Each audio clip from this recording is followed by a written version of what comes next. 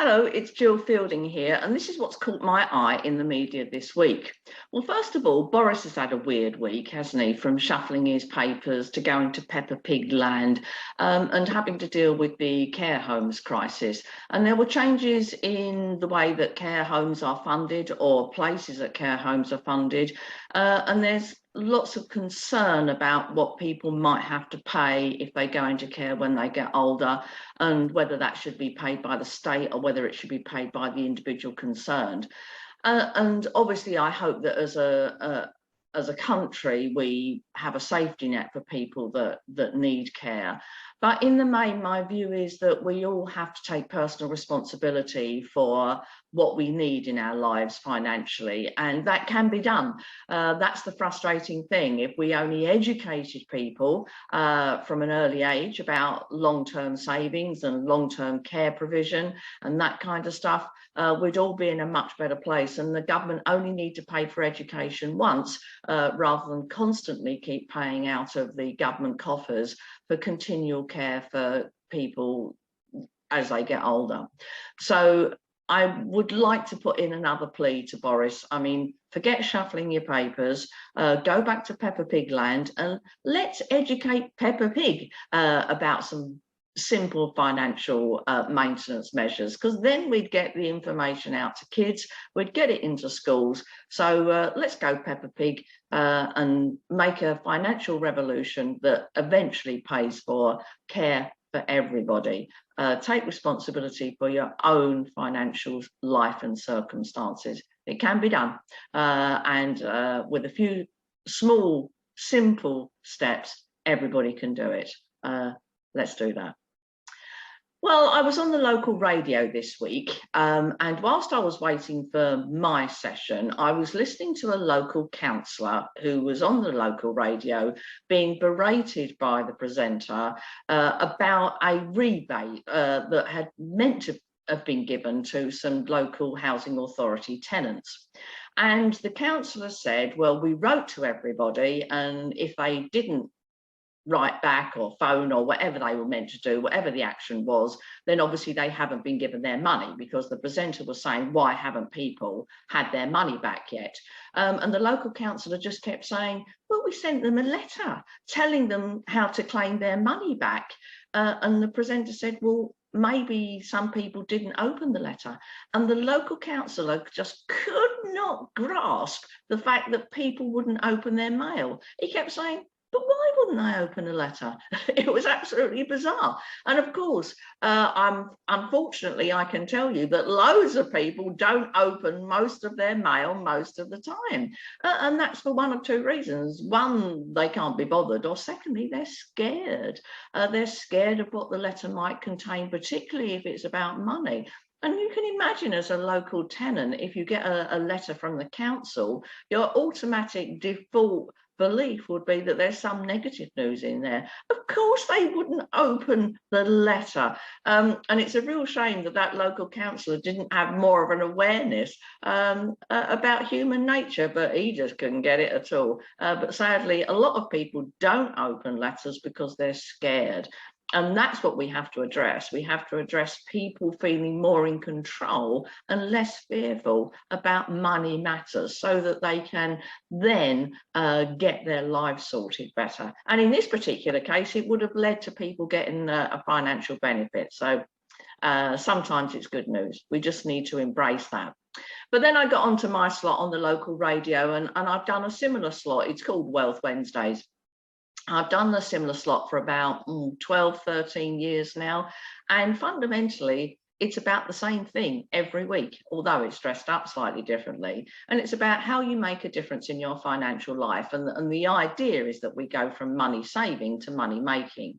And I can tell you there's only one simple secret with that. And that is you've got to earn more, bring more money in, and spend less money going out. So more in, less out. That's all it takes.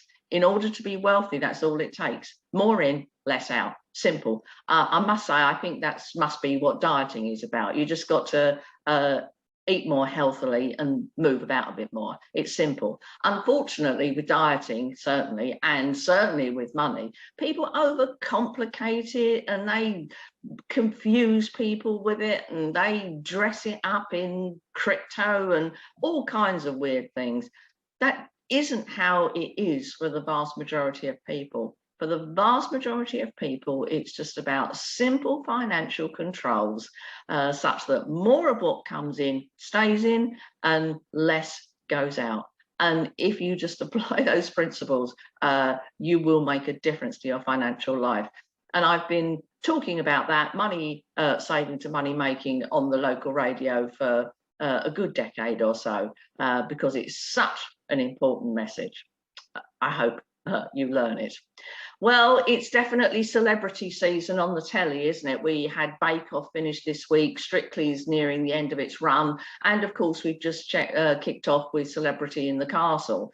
And of course I got to thinking, why are they called reality TV shows? Because there's nothing real about what they do. There's no pressure to bake a cake in a certain amount of time, otherwise it goes in the bin. There's no need to rehearse the rumba for 12 hours a day, or to sit in a pit of snakes for any length of time, you know, with your head in a cage.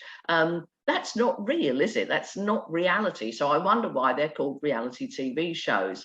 But of course, I took part in a reality TV show myself some years ago when I was a secret millionaire, and I went back to the East End of London and worked there for a couple of weeks.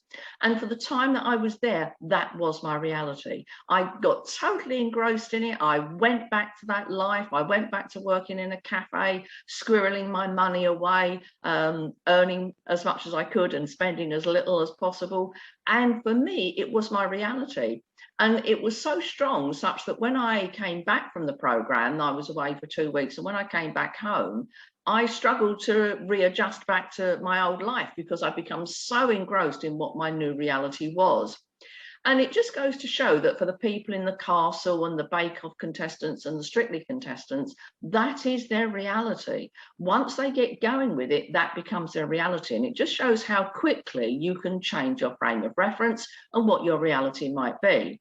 So I've got a new idea. When we get to reality TV season, why don't we have reality change season for the rest of us? And during the time that the reality TV programs are on, why don't we try and change our own reality and make a difference and change for the good and embrace opportunities and get our money under control? Because it very quickly will become your new reality and your life will have changed immeasurably, and you can go forward with that. So let's say